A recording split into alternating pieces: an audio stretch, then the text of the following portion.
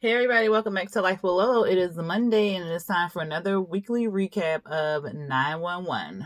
Alright, so this one was cute. The ending was but it was cute altogether. Well, not the ending, but the rest of it was cute. We open up with a 911 call. It's in the bowling alley. This young guy, Gary, he's talking to the manager, and he's trying to get a higher position as a manager at the job or whatever like that. And she's telling him like, look, you too young. You don't really know what to do with and stuff like that. So, we'll talk about it later, but how about just be a kid for right now and, go out, have fun and so forth. So he like, but you got Jesse here. He ain't doing nothing and stuff like that. And she was like, well, Jesse's my nephew. I couldn't say no to my sister, blah, blah, blah. So she tells the young kid who wants to be a manager to go on about his business, going home and stuff like that. Enjoy the day. So he leaves. Jesse over there on his phone, not paying attention, just a piss poor ass employee who should have been fired a long time ago. Had he not been family, he would have been fired. So she tells him, because it's like the lane is stuck or something like that. A ball or a pin, not a ball, a pin is stuck on lane 5. So she tells Jesse, well, I'm going to go to lane 5 and go fix it or whatever. He like, oh, okay, whatever, not paying attention. She like spray down the shoes, do some work type thing. So she go in the back. These kids come over and they're like, our lane is not working. Can we do lane 5? He's spraying the shoes. He like, yeah. And they was like, okay, yeah. So we're going to use lane 5. So then they go over to lane 5, start using it. Mind you that the lady, she fixing lane 5. So she in the back. She trying to get the pin out of the thing. The kids just bowling. But when she stuck her hand in there to get the freaking pin out, they threw the ball. So, once you throw the ball, the whole contraption kind of moves and shifts the pins and all that other stuff. So her hand was in there. That thing started crushing her freaking arm. Like her whole, like all the way up to here was in there. She's screaming and hollering. They can't hear her because they bowling. So they didn't realize something was going on until their ball came back and it was covered in blood. Child, the 911, the young girl called 911. She was like, the balls are bleeding. What? I was like, the balls is bleeding, but whatever. So they come. Garrett, he came back. The young guy who wanted a higher position, he came back and he was telling them like, look, this is what's going on. She in the back. She was dealing with trying to get the pins out and stuff. I didn't know what to do, so I just turned the power off for everything. Blah blah blah. They go back there. They like, well, how are we supposed to get her out? He was like, I don't know. Or the manual release or whatever. So he hands them something, and they cranking it. They like, but if we release it, it's going to release pressure on her arm, but it's also going to have her arm bleed all the way out, and then it's going to be like, what do you say, wet rocks in a sock or something like that. Like it's just going to be like, ugh. Anyway, you can see like the bone popping out her arm. It was just gross. So Buck came up with some idea where he was like cutting the pieces to make a splint so her arm would still be splinted in the metal. So then they cut around this thing and then she came out, her arm was still covered in like the metal and stuff, but it was still compressed so it wouldn't bleed out. Gary ended up getting a position as the manager or whatever, because he showed, he stepped up and he showed how he really do know how to manage the bowling alley and stuff. So she put him in charge to be the manager. And the first thing he did was fire Jesse. I was like, good, because Jesse shouldn't have been working there anyway. And next we see him. She with Michael and she giving him some green tea, trying to help him, with his cancer, because remember he got a brain tumor. And I forgot what she said, but she said something in the green tea would help with the cancer in his brain and stuff. So he drinking the green tea and they talking. He wants to take Harry camping. So Hannah's against it. She like, I don't even know why you would want to go camping, in your condition and stuff. Then we flash to Althena, and Althena is talking to, was it Bobby she was talking to? Yeah, she was talking to Bobby. And she was like, I don't know why he want to go camping anyway. This is just a stupid idea. Why is he going camping and stuff like that? And Bobby's like, well, he's taking me with him. And then we flash back to Hen and Michael, and he like, yeah, but I'm taking Bobby with me or whatever, so it's going to be fine, and my doctor cleared me for it and stuff. It's going to be fine. Then we flash back to Alfina, Bobby, and then May was coming in. She was like, he's still going camping. May. He's still going camping with Harry. Why? Like, he has brain cancer and stuff like that. And so May is worried and stuff because, you know, she worried that her dad gonna die. She not gonna see him again and stuff like that. And what she say? She was saying something about, I forgot what she was talking about, but she was like, well, if there is a next year. I was like, oh, Lord, May, why are you so morbid? Like, think positive. Maybe he'll survive this and stuff like that. But she is just like morbid Bill.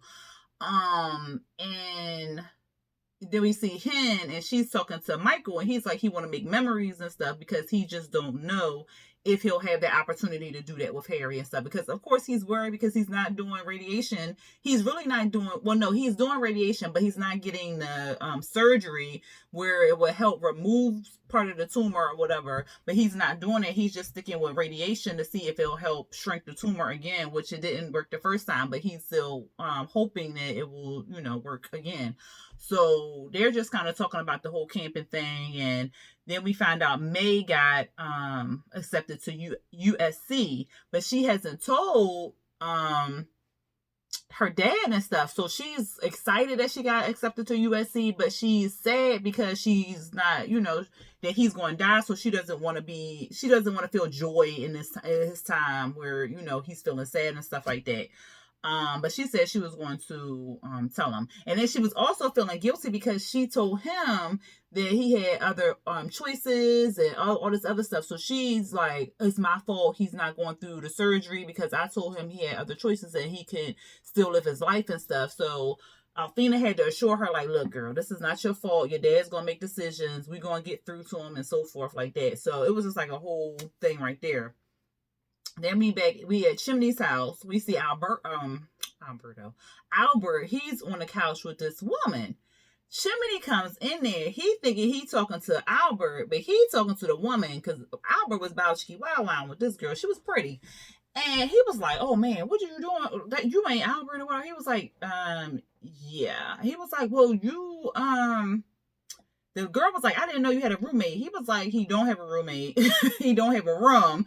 He on a couch or whatever. So the girl, she go get dressed and they talking about the girl. She was like, first of all, I am not just some random from the club. I got a PhD in mathematics and something else she said. And they was like, oh, my bad. I was mostly talking to Albert or whatever. She was like, oh, okay, well, y'all have a nice day. So she leaves. Albert, basically, he been just hoeing. He been with a different woman every night, out partying every night, child. And he's sleeping on the sofa. Chimney like, I'm gonna have to burn this goddamn sofa because you done did God knows what on this thing. Well, God knows who. So I'm gonna have to burn this thing. And then Albert like, well, I'm worried about you because you with one woman, you don't never go out and all this other stuff. And Chimney was like, well, why I can't be with one woman? He was like, well, you know, it's cool that y'all friends and stuff, but what else is there? And do y'all have sex? And Chimney was like, yeah, we just had sex 3 days ago. And Albert was like, oh, I ain't hear it. I said, well, damn. Albert said, y'all having that vanilla sex. y'all ain't doing nothing real. So Chimney was kind of his feelings or whatever like that, but he went back in his room. Then we see Bobby and Michael, they driving to the campsite. And they just talking and stuff. And, you know, because they got a tree in the back. So Bobby was asking about, you know, what's going on with the tree and stuff. And then they tell him how Michael's dad, Harry, used to take him camping all the time. And they used to plant a tree every year and so forth. And so it was like a new tradition that him and Harry had, you know, kept going. And Michael starts getting like, you see, he get tired and then his hands was getting numb and stuff. So he asked Bobby to kind of, you know, take over the driving for him and stuff. But you can tell that he real tired. Then we get to, let's see. Charles, I'm gonna just go in order. So, but you see Bobby, it's on his face that Bobby kind of worried about Michael or whatever like that. Then we get to Chimney. He's talking to Eddie and Hen about what Albert basically said. And he was saying, like, you know, he loves Maddie and stuff. Or, well, first he said he cared for her. And Hen was like, what? I care for my shoes. Like, and he was like, no, I care for her more than like I love her or whatever. But I don't know, if I'm ready to tell her and stuff, because we haven't been dating that long. And she was like, well, you've been dating almost a year. He was like, well, 10 months, 3 days, and all that. So she was like, yeah, like I said, almost a year. Like, don't wait to tell her or whatever. And then even Eddie was like, tomorrow is not promised, so you got to tell her what you feel right now, because tomorrow is not really promised and stuff. So Chimney was thinking, he was holding on to that or whatever. What happened? Oh, so then we see Althena. She brought May some coffee and stuff, and she was telling her like she's made an appointment for her to get her nails and feet done. How wish I could get my nails and feet done, child. Anyway, she was saying I scheduled a mani pedi, and then after that we'll have lunch near USC or whatever. And she was like, Mom, I didn't commit to it. She was like, I know, but we can go there, check it out and stuff like that, because Althena want her to commit to USC, but it's her first offer letter or whatever. So she was like, I haven't really committed, Mom, yet. She was like, I'm not pushing you, no rush or whatever. And we could just check it out and stuff. We could celebrate your first acceptance letter and stuff like that. And she was like, okay, well, since we celebrate, what about the mall? She was like, well, shoot, if you say yes to USC, then you can get a whole new wardrobe. She was like, well, that sound like you pressuring me, but it was cute or whatever. And she was like, I'm just saying. Or whatever. I guess that was her school that she went to. I don't know. They didn't really say. Or maybe they said in a different episode. I don't know. I can't remember. So then she was saying, Althena was like, have you told your dad and stuff? And that's when May was like, no, I haven't really told him yet, but I'm going to tell him when he get back from the camping trip or whatever. So then we see Michael, Harry, and Bobby, and they set up the whole camping site and stuff. And then Michael sits down. He's tired.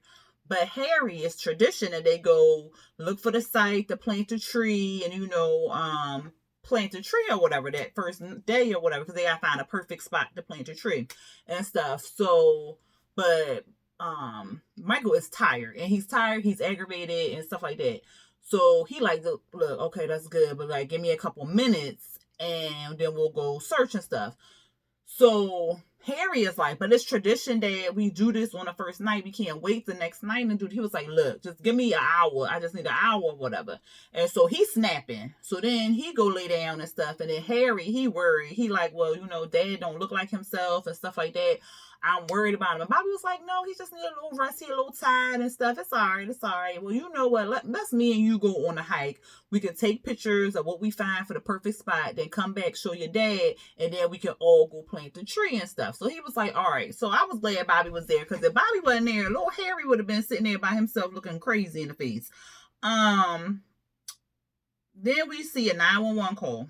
It's this father and daughter. They building a wall because she don't like. Apparently, he done brought her a whole remodel home, but she don't like the open floor plan because she said she don't want to see the dirty dishes from her living room. Well, clean the goddamn dishes, whatever, child. But instead of cleaning the dishes, she gonna build a whole wall. What? Anyway, they building a wall. He talking to her and stuff like that, and then he like, get your safety gloves. This how you gonna hold the gun. And she was pointing it, and he was like, no, don't point it at something unless you want to shoot it. So she was like, all right. So she shot the nail in the wall and stuff, and she go to put the second nail in. It jammed. It's not coming out. So he like, what the hell is going on? Every time I get my equipment to such and such, this stuff don't never work. And he just like looking at it, trying to clear the chamber or whatever.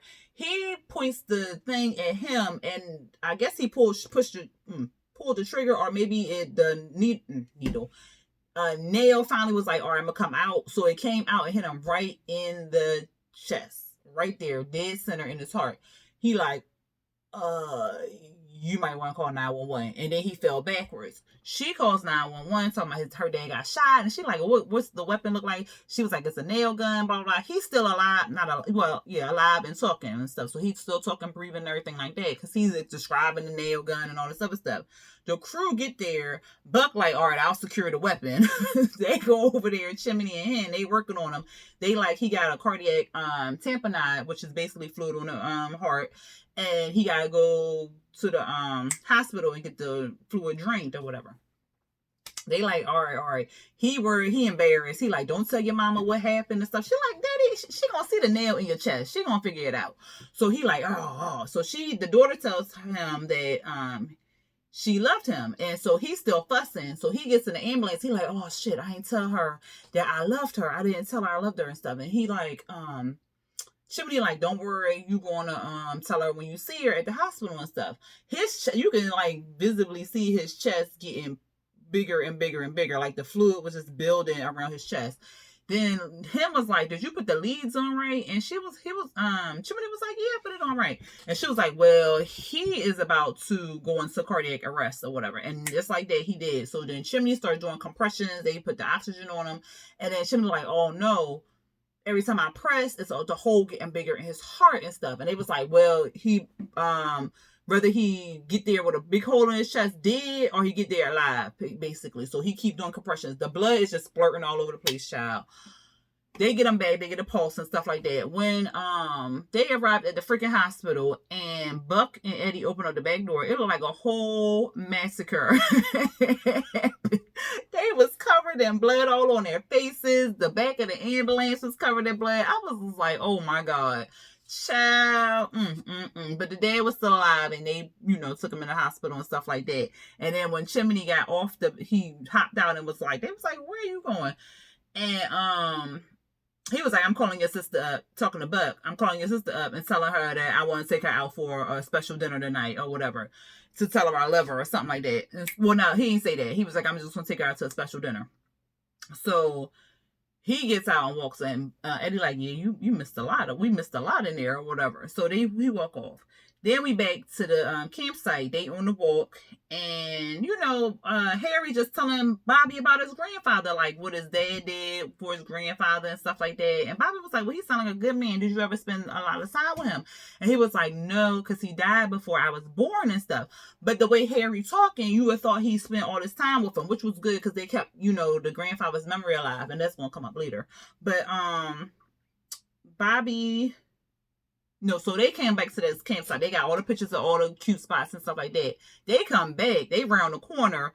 Michael, he wide awake and like, where y'all been or whatever like that. I was looking for y'all and stuff. And he was like, well, Dad, we went to... And he was like, no. He's snapping. Again, he's snapping. He angry and stuff like that. And he going back and forth with Bobby. And Harry keeps trying to interject or whatever. And he was just like, no, we talking. And Perry was like, well, y'all not talking. You just yelling at Bobby or whatever like that. And he was just like, I don't even want to be here anymore. I want to go home. So he goes get in the car and stuff like that. And then Bobby basically told Harry, like, look, I'm not Harry, Mike, like, look, what you keep pushing us away, man. We just trying to, he's worried about you. All the kids worried about you. You dying and stuff. And you not considering they got feelings and stuff. What about them and stuff like that? And here, Michael was like, I am trying to consider y'all and stuff like that. And Bobby was like, no, you're not. Like, did you know that May got accepted to USC? And he was like, what? He was like, yeah, she got accepted 2 days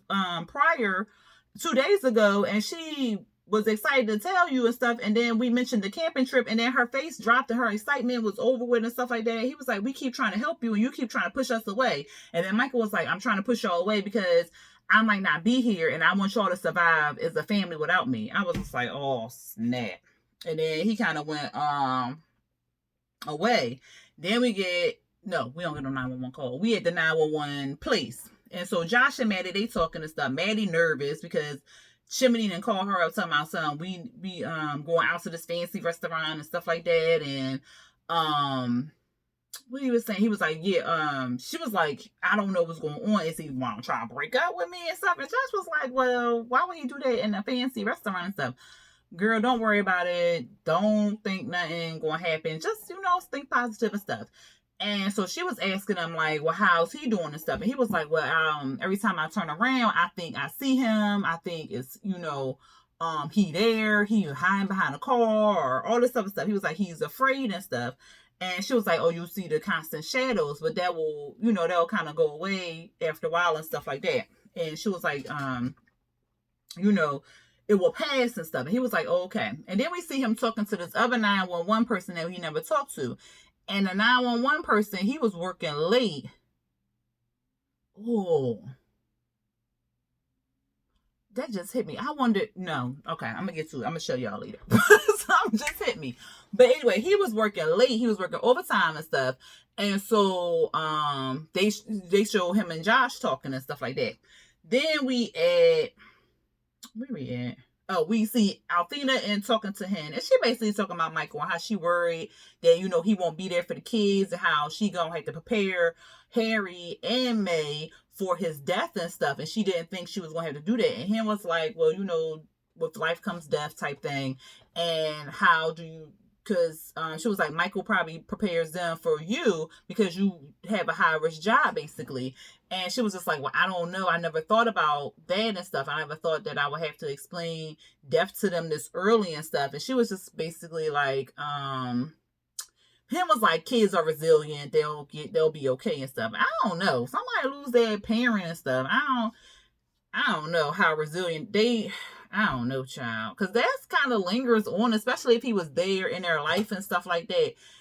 When people lose their father and mother and they weren't in their life, that still carries on with them and stuff like that. So I don't know how resilient and able they're going to be able to bounce back like that. I don't know, Hannah. I don't know if I agree with her like that. But that's what she basically said. Then we had the little fancy restaurant.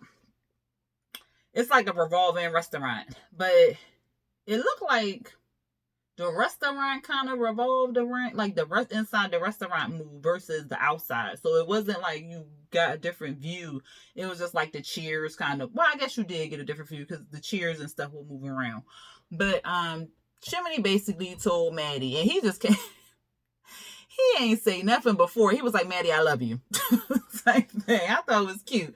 And he was like, I didn't really mean for it to come out that way, but that's basically what it is. I brought you here to tell you I love you and how much you mean to me and stuff like that. And he was like, you don't have to say it back if you're not ready. And then she said that she don't know if she could say those words. And he was like, oh, okay.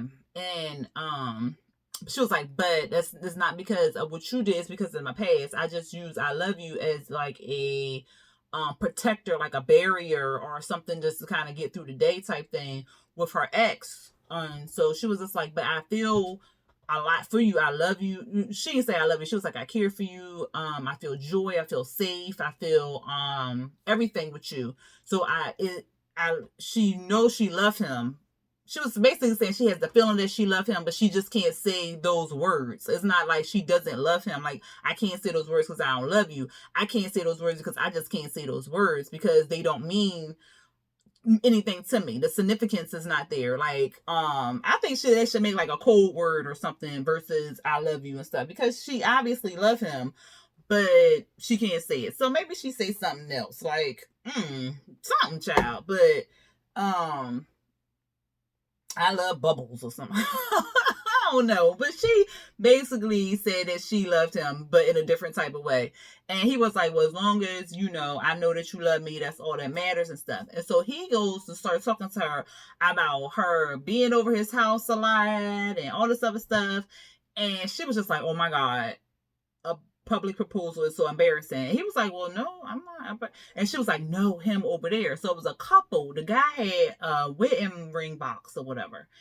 And it looked, like the thing is revolving so everybody in the restaurant can see it. And so everybody here, the camera's like, oh my God. He was just like, oh no, like he got all nervous. He dropped the ring box. So they all on the floor getting the ring box. They pop up. She opens it up like I do.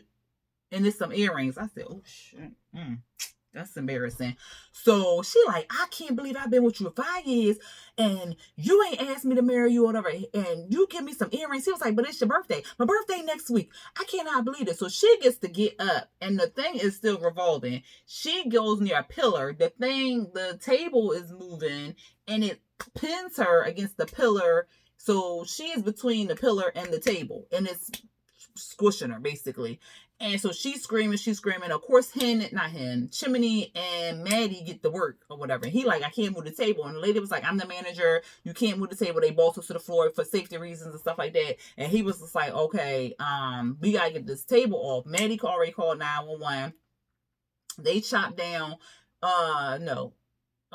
what's his face? Chimney finds the axe. So he gets the axe and he start whacking at the table. Then they finally move the table. Her pelvis is pretty much separated or whatever. Fractured. Is it fractured? Am I lying? I'm not true. I think it was fractured. Yeah, her pelvis was, I wrote down separated. Her pelvis was separated. So they get a tablecloth, they splintered together and stuff like that. So she good to go. And then the guy was like, I didn't ask you to marry me because I was embarrassed. I didn't think you was going to say yes, but you did say yes. So then he asked her to marry him. And then she said yes. So they was all good to go. She went to the hospital. So the, Maddie and Chimney leaving and stuff, they all turned on by the whole rescue thing and stuff like that. The manager is like, look, I am the manager of the hotel and stuff like that. Anything y'all need, just let me know. So they was like, yeah, room, bitch. Like, yeah. So they get a room. So they comp the room and stuff like that.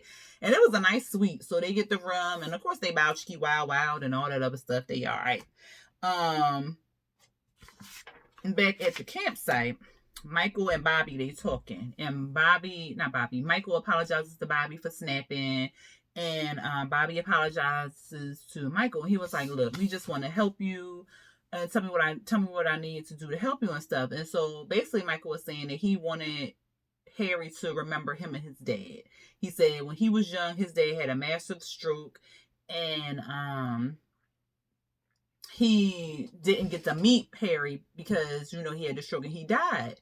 And so when he found out it was a son, he was excited, but he couldn't be too excited because he had to prepare his son for, I guess, losing him or whatever, or not knowing his dad or something like that. And so he wanted to keep the memory alive and just, because Althena was like, well, look, we're going to name the baby by your father and we're going to keep the memory alive. We're just going to keep telling them about your father and all this other stuff. And that's what they did, basically. And so Michael was basically like, I need you, if I'm not here, to keep my name and my father's name alive, basically. And of course, Bobby was down for it. You know, Bobby's a good dude. So Bobby was like, yes, I will do that. And that was the moment they kind of shared between each other. Then we see Maddie and Chim, they at the hotel. That's the end. So they at the hotel. She got some room service, like little breakfast with candlelight and stuff like that. Then we see Althena. She's talking to Bobby, you know, asking him how everything went. He was like, everything's good. Mike's doing good. We on our way back home. Then we see Chimney. He is back at home. He's talking to Albert and telling him that he had a good night and stuff like that. And Albert was like, where you been at? I was worried about you. He was like, I'm good. Don't worry about me and stuff. And then we see Maddie. She going to work. And Josh like, spill the tea. What's up? Whatever. Then we see the guy. What did I say his name was? I can't, I don't think I wrote it down. But the guy that they introduced, the new 911 person that they showed for the first time that was working overtime, they showed him. And they was like, you been here all night or whatever? And he was like, no, it just looked like that, but I wasn't here all night. And so they showed him again. And I was like, why do they keep showing this dude? So Maddie and Josh talking. Then she gets a phone call from Chim. And you know, they just reminiscing about the night before, how they got it down and dirty in the bed in the hotel room and stuff like that. And it's all these cops at the 911 station. And Maddie like, what's going on? And Josh was like, it's a press. We having a press thing or something. So she was like, oh, okay. So she goes to her desk. She start getting ready to work. Josh come over there. And she's still on the phone with Chimney. Josh come over there. No, first her manager came over there. And she was like, I'm going to have you shadow with Maddie talking about the cop. And so Josh came over and Josh he had a cup of coffee or tea or something. He looked at the cop and dropped his cup. And then we pan up to the cop. It's the dude that he was dating that beat him. I said, this nigga a cop? The fuck? So he wasn't no real cop. He had like a whole machine gun or something and put it up against the manager and was like, telling Maddie to end the phone call, to get off the phone or something like that. We taking over the 911 thing or something. And well, he didn't say that. He was just like in the phone call. And so she on the phone with Chimney. She, of course, she's scared and stuff like that. And she tells Chimney, I love you. And you already know that she can't say that unless it's something negative or something like that. So she tells him that. Then she hangs up the phone. And then the people are like, we taking over the 911 station and all this other stuff. And then it went off. I was like, the what? But my daughter was saying like they got everybody information at the 911 dispatch and stuff like that. So maybe that's why they there. I don't know. Or maybe they trying to rob something and they trying to get information on the I don't know, child. But I was just like, what is going on? And then we won't know until 2 weeks and they come back on, so April 17th or something foolish like that. I said, the fuck. But oh, what I was thinking was the person that they was introducing, the new 911 person, I wonder if he with them or are they showing him because something gonna happen to him. Either way it's bad, but I would rather it be something gonna happen to him versus he was a mole and he did, he caused all that and all that other stuff there. So I don't know, y'all. Y'all tell me what y'all thought about the episode. If y'all watched it, if y'all like this review, go and hit that thumbs up button and hit the subscribe button if you are not already subscribed to my channel, and hit the notification bell to be notified for when I drop new videos. All right, y'all. Until next time. Peace.